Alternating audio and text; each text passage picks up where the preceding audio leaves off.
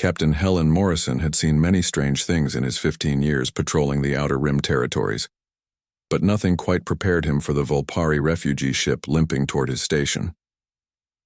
The sleek vessel, designed to resemble the flowing lines of a fox in motion, leaked atmosphere and energy signatures that painted distress across his scanner displays. "Unknown vessel, this is Frontier Station Kepler 7, Helen transmitted, his weathered hand steady on the communications panel. "You're entering human space. State your business." The reply came in accented standard, musical despite the static. "Human station. This is the merchant vessel Silvertail. We require immediate assistance. Our life support is failing, and we have civilians aboard." Helen didn't hesitate. The Galactic Council's treaties meant nothing out here where survival trumped politics. "Silvertail, you're cleared for emergency docking. Bay 7 is opening now." 3 hours later, Helen found himself face to face with the ship's captain, a Volpari female whose fox-like features bore the exhaustion of someone who had pushed too hard for too long.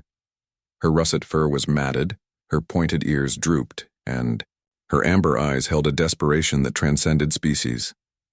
"I am Elsa of the Bright Moon Clan," she said, performing a formal bow that seemed painful. "You have saved 17 lives today, Human Morrison. By the old laws of my people, I am bound to you until this debt is repaid." Helen scratched his graying beard. "Miss, you don't owe me anything. It's what anyone would do." Elsa's ears perked, up in surprise. "Anyone? Your species helps strangers with no expectation of return?" "Well, yeah, it's the right thing to do." The Volpari delegation exchanged glances, their tails swishing in what Helen had learned was their equivalent of nervous laughter. Elsa's second-in-command, an older male with silver-tipped fur, whispered something that made Elsa's eyes widen. "Captain Morrison," Elsa said formally, "my people cannot simply leave such kindness unrewarded. I offer myself as your bonded mate, to serve at your side until the debt of 17 lives is balanced." Helen nearly choked on his coffee. "Now, hold on there, miss, that's not necessary at all, really." But Elsa had already begun the traditional Volpari bonding ritual, her voice carrying the weight of ancient tradition. Within the hour, according to Volpari law and witnessed by her crew, they were married. That evening, Helen found himself in his quarters with his new wife, both of them sitting awkwardly on opposite sides of his small table. Elsa had bathed and groomed her fur, and in the soft light she was undeniably beautiful. Her intelligent amber eyes studied him with curiosity, rather than the resignation he'd expected.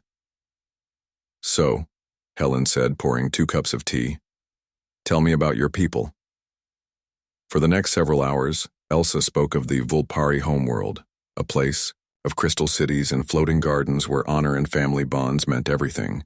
She described their fall from grace, how their merchant empire had crumbled when the ruthless hegemony had conquered their trade routes, forcing her people into exile and poverty. "We are a proud species," Elsa said softly, her ears drooping. "But pride doesn't repair ships or feed children. I brought my people here seeking new opportunities, but we had nothing left to trade except our lives." Helen leaned forward. "What do you mean?" "The hegemony's labor contracts, indenture slavery, though they call it voluntary service, it was our only option to prevent starvation." Something hot and dangerous flared in Helen's chest. He'd heard whispers of the hegemony's practices, but seeing the reality in Elsa's haunted expression made it personal. "Not anymore," he said quietly.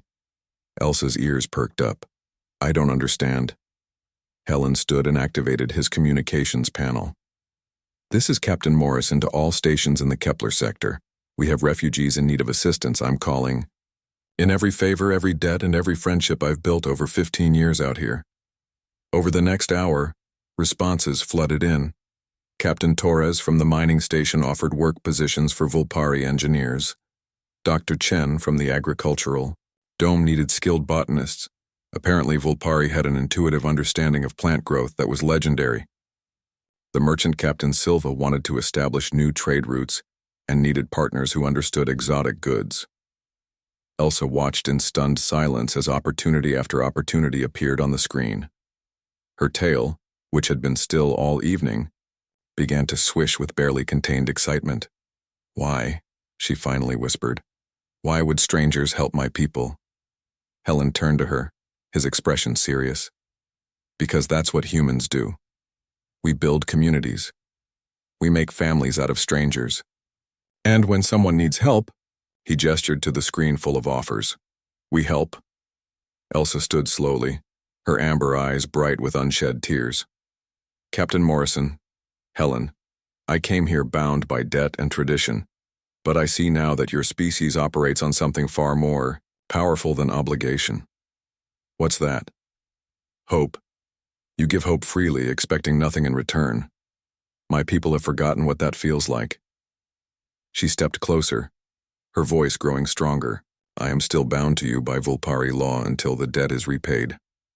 But I find myself wondering, what if I stayed not from obligation, but from choice?" Helen felt his heart skip a beat. That would be something entirely different." Elsa's tail swished once, a gesture he was beginning to recognize as determination.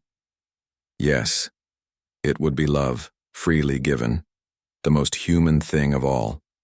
As the stars wheeled outside the viewport and her people began planning their new lives, Elsa realized that some debts could only be repaid by embracing the gift itself, and Helen discovered that sometimes the greatest adventures began not with exploration, but with simply opening one's heart to someone in need. The marriage that began as obligation transformed that night into something neither species had words for, a bond built not on ancient laws, but on the uniquely human belief that strangers could become family, and family meant never giving up on each other. In the vast darkness of space, love had found a way.